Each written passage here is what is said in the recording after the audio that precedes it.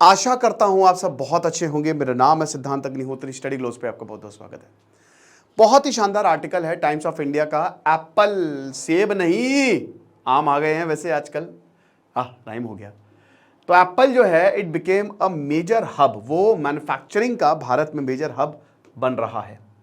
Detailed analysis हम करेंगे। आपको जान के खुशी होगी कि एक तो भारत में एप्पल ने अपना प्लांट लगाया है, फॉक्सट्रॉन, विस्ट्रेन, ये सब आए हैं। प्रोडक्ट लिंक्ड इंसेंटिव स्कीम जो है वो भारत ने चलाई हुई है और ये पीएलआई ने कमाल कर दिया। देखिए, मैं पर्सनली, मैं क्या ना, किसी पॉलिटिकल पार्टीज नहीं, आप इंडिविजुअल्स को फॉलो करो। अश्विनी वैष्णव एक विजनरी, बहुत ही जबरदस्त आईआईटीएन, आईएएस रह चुके, टेलीकॉम को भी देख रहे हैं वो, और वो रेलवे को भी देख रहे हैं। वंदे भारत पे वंदे भारत लॉन्च किए जा रहे हैं। बहुत जबरदस्त इंसान है, बहुत ही जबरदस्त।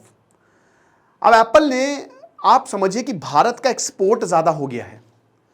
भारत अब दूसरे देशों को फोन्स बेच रहा है। जब से एप्पल ने भारत में फैक्ट्री लगाई है तब से आपने ये भी देखा होगा कि भारत में एप्पल बहुत बिक भी रहे। तो ये बहुत बड़ी बात है। देखिए क्या है ना कि कंपनी सेटअप करना, ये जैसे चाइना में और लंदन में तो आप 24 घंटे के अंदर अंदर कंपनी खोल सकते हो। भारत में आपको 1 महीना लग जाएगा। बहुत सारे लॉ होते हैं। देखिए, लॉस को समझना आना चाहिए। भारत में जिसने कानून को समझ लिया ना, कमाल हो गया। अब अगर आपको कानून को समझना है तो मैं रिकमेंड करूंगा, मानवेंद्र सर को हर कोई जानता ही है, हमारे बहुत ही अच्छे दोस्त हैं। तो इनका एक चैनल है क्लैट पॉइंट करके। ढेरों नॉलेज, जबरदस्त नॉलेज जो है वहां पे आपको मिलने वाली है। लॉ से रिलेटेड कानून सबको पता होना चाहिए, संविधान सबको पता होना चाहिए। तो कानून के लिए क्लैट पॉइंट जबरदस्त तरीके से आपको यहां पे इंफॉर्मेशन दी जाती है कि जो बेसिक कानून है उनको हम रोजमर्रा की जिंदगी में कैसे अप्लाई कर सकते हैं, क्या होता है। और अगर आप क्लैट की तैयारी कर रहे हैं तो बहुत जबरदस्त रिजल्ट इस बार, मेरी मानवेंद्र से बात हो रही थी, बहुत जबरदस्त रिजल्ट इस बार इन्होंने दिया है। तो आप या तो प्रहार बैच ज्वाइन कर सकते हैं या फिर टाइटन बैच ज्वाइन कर सकते हैं। 1-to-1 मेंटोरशिप और बहुत शानदार तरीके से आपकी क्लैट की तैयारी जो है वो पूरी हो जाएगी। तो डिस्क्रिप्शन कमेंट बॉक्स में मैं चैनल का लिंक दे रहा हूं, चैनल को जरूर सब्सक्राइब करो, ठीक है, क्योंकि आपको कानून की जानकारी बहुत शानदार तरीके से मिल जाएगी। ओके, चलिए आगे बढ़ते हैं। तो भारत का जो मोबाइल फोन एक्सपोर्ट्स है वो नए हाई पे इस समय चला गया है। बहुत अच्छी बात है, वेरी गुड। अब एक्सक्लूसिव सरकार के डेटा की बात करें तो मोबाइल फोन एक्सपोर्ट्स 35% से ज्यादा हो गए हैं। $15 बिलियन, लगभग 1.2 लाख करोड़, क्या बात है, 2024 तक एक्सपोर्ट्स हुए हैं। सबसे ज्यादा एप्पल आईफोन इसने कंट्रीब्यूट किया है, 11.1 बिलियन डॉलर, 90,000 करोड़, यानी कि 90% क्या है, एप्पल है। कमाल हो गया है। 65% of the total mobile phone exports जो है वो एप्पल ने किया है। भारत मोबाइल बेच रहा है, हम चाइना पे डिपेंडेंट है। हमारा इलेक्ट्रॉनिक मार्केट अभी भी चाइना पे डिपेंडेंट है। 90% जो इक्विपमेंट्स है वो वहीं से आ रहे हैं। $5 बिलियन जो है वो 2023 में था और अभी 2024 में ये $10 बिलियन पे चला गया है, यानी कि दुगना हो गया है पिछले साल से। अगर अभी तो अब ये पहली अमेरिकन कंपनी बनी है जो इस माइलस्टोन को जिसने अकम्प्लिश किया है, और इसमें भारत का बहुत ज्यादा फायदा है। अब इसमें thanks to PLI scheme, product linked incentive, 2023 में एप्पल ने लगभग 1 लाख करोड़ के आईफोन जो है वो भारत में बनाए, और इसीलिए आप देख सकते हो कि आउटपुट कितना शानदार रहा है। डेटा यह भी बताता है कि भारत एक मोबाइल इलेक्ट्रॉनिक मैन्युफैक्चरिंग में इमर्जिंग मार्केट है, जो कि अभी तक चाइना था। चाइना इसीलिए खूब अमीर बना, दूसरों का पैसा खा खा के। उनकी गलती नहीं है, आप चाइना की तरफ बन जाओ काबिल। चाइना ने दिमाग लगाया, वो पैसा है, और जिसके पास पैसा हम उसकी रिस्पेक्ट करेंगे। गलत तरीके से तो कमाया नहीं है भाई। एलोन मस्क चाइना गए हैं, CATL 65% लिथियम बैटरी का चाइना ओन कर रहा है, तो क्यों वो नहीं जाएंगे चाइना, भारत क्यों आएंगे। लेकिन भारत ने ये चीज समझी और उसके बाद अपनी, क्योंकि चाइना के डर है ना, वो डिक्टेटर भाई रिजीम है, वो शी जिनपिंग कहां पे सर्वर स्टोर कर रहे हैं, कब तुमको गायब करते क्या पता। भारत में तो ऐसा है नहीं, तो भारत अपनी प्रोडक्ट लिंक्ड इंसेंटिव स्कीम लेके आया, और इसमें फिर इलेक्ट्रॉनिक मार्केट इकोसिस्टम ने एक तो बहुत जबरदस्त, साथ ही साथ 12 लाख के करीब जॉब्स भी जनरेट की। जॉब्स 3 गुना ज्यादा हुई है, जहां पे 4 लाख जॉब्स होती थी, अब 12 लाख के करीब जॉब्स।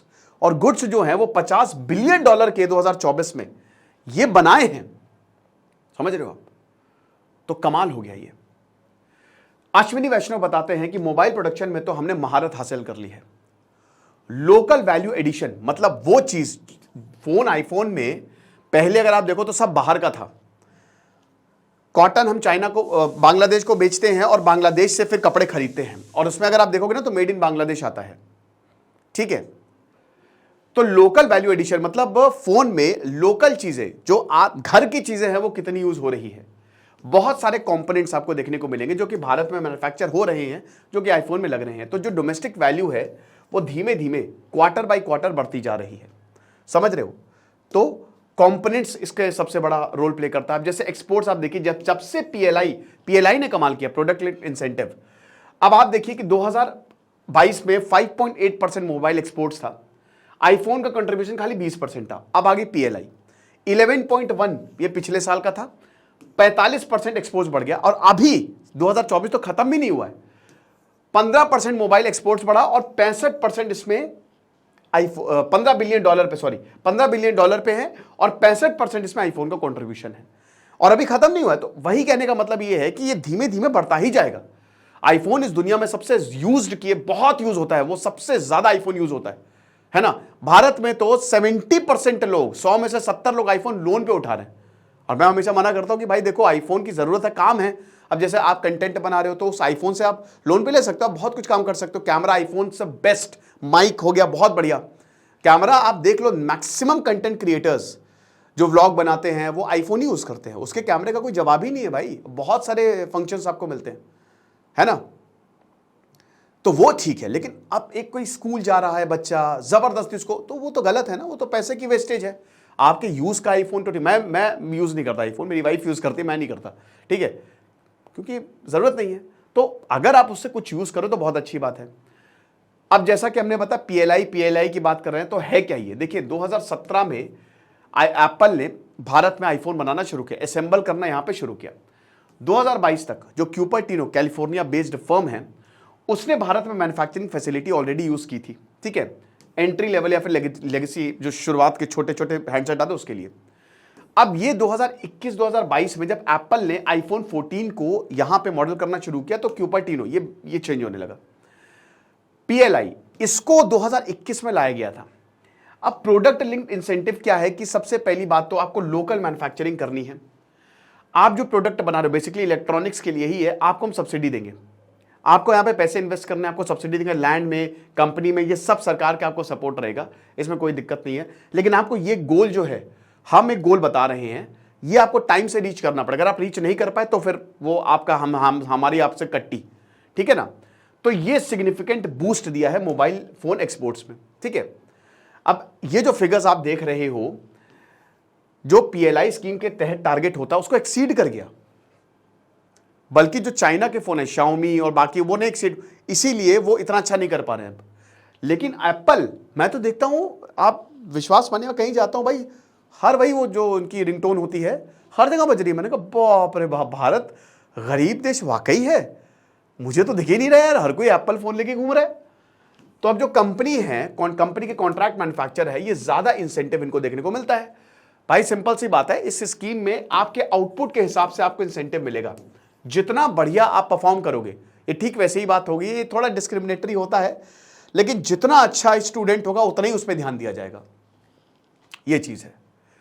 अब आपको बता दूं कि एप्पल के पास अभी ताइवान का कॉन्ट्रैक्ट है उनके पास, ठीक है ना।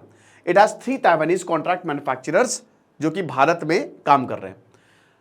देखिए, सॉलिड स्टेट इंजीनियरिंग में ताइवान ने बाजी मारी है, बैटरी में ताइवान ने बाजी मारी है, चाइना को भी पीछे छोड़ रहा है, छोटा सा आइलैंड, बहुत बढ़िया। मेरे खुद बहुत सारे दोस्त जो वो ताइवान में इस समय पीएचडी कर रहे हैं। फॉक्सकॉन, पेगाट्रॉन और विस्ट्रॉन, ठीक है ना, ये जो है ना, ये आईफोन ये है ताइवानीज, लेकिन ये भारत में इन्होंने अपने यूनिट्स जो है वो बनाए हुए हैं। अभी इनको टाटा ओन करता है और सब कुछ पीएलआई के तहत अप्रूव हुए हैं। अब ये जो पीएलआई स्कीम है, प्रोडक्ट लिंक्ड इंसेंटिव स्कीम है, इसने सैमसंग को भी अप्रूव किया। सिर्फ ऐसा नहीं कि फॉक्सट्रॉन, विस्ट्रॉन जो कि एप्पल के लिए काम करता है, एप्पल के इक्विपमेंट बनाता है उन्हीं को, ठीक है ना, ये 3 एप्पल के इक्विपमेंट बना रहे हैं, फॉक्सकॉन हो गया, पेगाट्रॉन, विस्ट्रॉन हो गया। लेकिन सिर्फ इनको नहीं, हम थोड़ी ना ऐसा भेदभाव क्यों करेंगे, हम सबको बुला रहे हैं।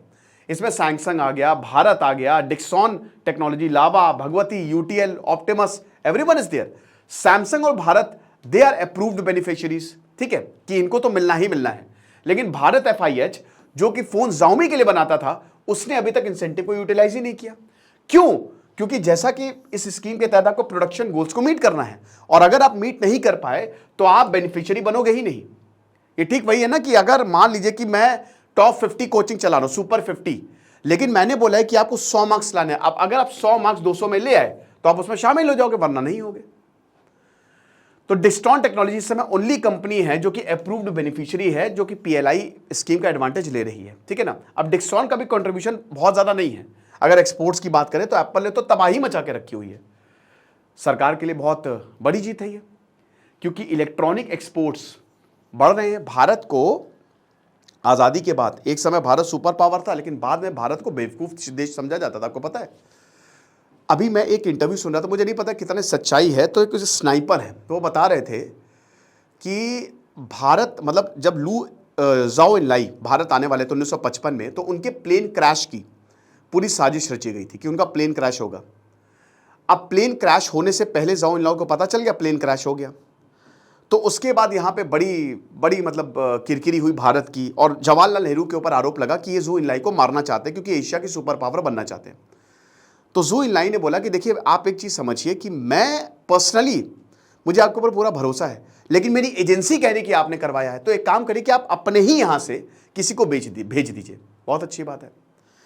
तो अब क्या हुआ कि जब भेजा, भारत ने अपनी तरफ से एक नुमाइंदा भेजा, मैं उनका नाम भूल गया, बहुत बड़ी वो पोस्ट पे थे बाद में, तो बाद में पता चला कि वो एक्चुअल में, पता है, CIA और रशिया का हाथ था, और चाइना को भी इस बारे में पता था।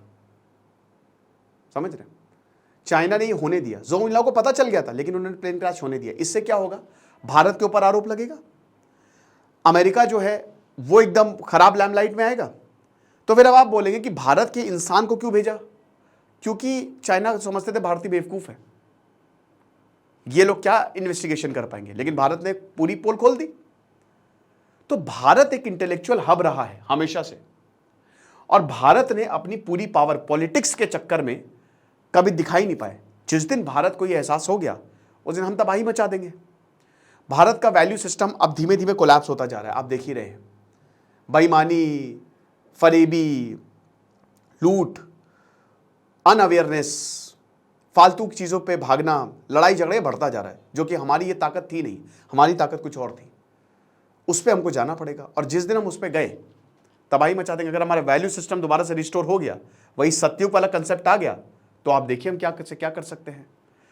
तो एक जो इलेक्ट्रॉनिक्स के एक्सपोर्ट्स है वो 24% से बढ़ गए हैं, यानी कि $29.12 बिलियन फाइनेंशियल ईयर 2024, जो कि $23.55 बिलियन थे। तो अब मर्चेंडाइज एक्सपोर्ट्स जो है उसमें हमको डिक्रीज देखने को मिला है, बट ये काफी बड़ा है। तो 14 PLI स्कीम जो सरकार ने अनाउंस की थी, इसमें एक स्मार्टफोन्स के लिए थी, हर सेक्टर के लिए प्रोडक्ट लिंक्ड इंसेंटिव, कि आप प्रोडक्ट बनाओ, इंसेंटिव हम देंगे। तो जो मोबाइल फोन उन्होंने कमाल किया है, मतलब पिछले आप समझिए कि 8 सालों में, और स्पेशली पिछले 3 सालों में, तो मोबाइल फोन मैन्युफैक्चरिंग भारत में जो हो रही है ना, वो एक अलग ही लेवल पे जा चुकी है, और एप्पल इसको कंट्रीब्यूट कर रहा है। सरकार जैसा सप्लाई चेन चाइना से बाहर वो किसी तरीके से निकलना चाह रही है। देखिए क्या होता है ना, जब आप बहुत ज्यादा किसी के ऊपर डिपेंड हो जाते हो ना, तो आपको निकलने में भी टाइम लगता है। चाइना के साथ हमारे बहुत खराब रिश्ते हैं। जयशंकर ने भी बोला कि हम कैसे, उस इंसान इन्वेस्टर ने बोला कि आप एक तरफ हमारा बॉर्डर डिस्प्यूट चल रहा है चाइना के साथ, और हम ये कैसे एक्सपेक्ट कर सकते हैं कि हम उसी के साथ बिजनेस करें। लेकिन अभी तो आपको करना है, बाहर तो निकलना ही है आपको, तो बाहर निकलने में ये सारी चीजें जो है वो हेल्प करेंगी। फॉक्सकॉन इस समय लीडिंग मैन्युफैक्चरर है आईफोन, 68% टोटल प्रोडक्शन भारत का ही है। फिर पेगाट्रॉन भी इसी के अंदर आता है, वो 18%, और विस्ट्रॉन 14% 2023 में। फॉक्सकॉन ने 58% टोटल प्रोडक्शन जो है आईफोन का वो एक्सपोर्ट किया है। बाकी दो सप्लायर्स, वो पेगाट्रॉन 80% और विस्ट्रॉन 96%, ठीक है, जो टोटल आईफोन इनका प्रोडक्शन है। तो आप देख सकते हैं कि जो शेयर ऑफ एक्सपोर्ट है वो कितना ज्यादा है यहाँ पे, ठीक है। जो हमने बताया अमेरिका, यूरोप, पूरी दुनिया में जाता है। जॉब्स भी बहुत बढ़िया बात है, अगले 3 सालों में जॉब्स भी, क्योंकि भाई एप्पल लगातार एक्सपैंड कर रहा है, किसी अगर कंपनी को, फर्म को प्रॉफिट हो रहा है तो और एक्सपैंड करेगा। अब देखिए यहां चाइना से हो सकता है एप्पल आने वाले समय में, अगले 3 सालों से पूरी तरीके से शिफ्ट हो जाए और भारत में आ जाए। अब इसमें लगभग 5 लाख लोगों को और ज्यादा एम्प्लॉयमेंट मिलेगा, जो कि 3 गुना ज्यादा इंक्रीज है। जब से PLI स्कीम आई है, इस समय ब्लू कॉलर जॉब में सबसे बड़ा हो गया है। सबसे बड़ा ब्लू कॉलर जॉब, जो कि सबसे हाई पेइंग जॉब होती है ना, वो एप्पल इस समय बन रहा है। लगभग 1.5 लाख जॉब्स जो है उसे जनरेट की है। अगले 3 साल में बोला जा रहा है कि और ज्यादा जनरेट करेगा। अब 3 लाख डायरेक्टली या इनडायरेक्टली एप्पल के ऑपरेशंस में इन्हीं यहां पे एसोसिएटेड है। समझ रहे हो? ये जो कॉन्ट्रैक्ट मैन्युफैक्चरर्स हैं, इसमें भी collectively they have created 77,000 direct jobs, 77,000 direct jobs. Foxconn में 41,000, उसके बाद विस्ट्रॉन में 27,300, पेगाट्रॉन में 9,200। तो ये अच्छा खासा आंकड़ा है। टाटा ग्रुप के साथ ये सबसे इस समय इन्होंने कोलैबोरेट किया है। टाटा ग्रुप अभी ओन कर रही है, तो they are the biggest job creators. Apple suppliers की बात करें, जैसे टाटा इलेक्ट्रॉनिक्स, सेलकॉम, ये जितनी भी कंपनीज है ना, ये सब एप्पल, तो इसमें भी हर एक चीज में यहां पे कंट्रीब्यूशन हमको देखने को मिला है।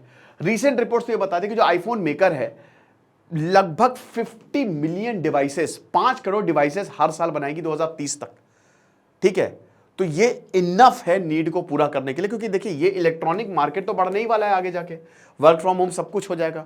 तो इसमें और एप्पल मैकबुक, मेरी कल दोस्त से बहस हो रही थी, वो बहुत एप्पल की बुराई करता है उसके पास आईफोन है और वो आईफोन का लैपटॉप, मतलब मैक का लैपटॉप ले रहा है। मैंने कहा यार मैक यार तुम ले रहे हो क्यों? कहता भाई देखो बुराई है, लेकिन एक बार खून लग गया तो लग गया। एक बार तुम एप्पल यूज कर लोगे ना, फिर कहीं जाओगे नहीं, मजा आ जाती है। गुरु है, क्वालिटी है। तो भारत का जो unit based, they are estimated to 7% of the iPhone है, ठीक है ना। तो इसीलिए एप्पल और भारत दोनों ही जो है वो चाइना से बाहर आना चाह रहे हैं, और ये आप समझ के रहिए कि ये काफी बड़े रूप से यहाँ पे इंपैक्ट जो है वो करने वाला है। मैन्युफैक्चरिंग प्रोसेस, जैसा कि हमने बताया कि लोकल्स को तो और बाकी पूरे देश को ये इफेक्ट करने वाला है, ठीक है ना। तो ये सारी चीजें हैं, तो हमारी इस पे नजरें रहेंगी और देखेंगे क्या होता है, लेकिन ये बहुत जबरदस्त बात है। आई होप ये लेक्चर आपको पसंद आया होगा, और जैसा कि हमने बताया कि अगर आपको कानून के बारे में जानकारी चाहिए तो क्लैट पॉइंट को सब्सक्राइब करें और कोर्सेज को आप अवेल कर सकते हैं। Thank you so much.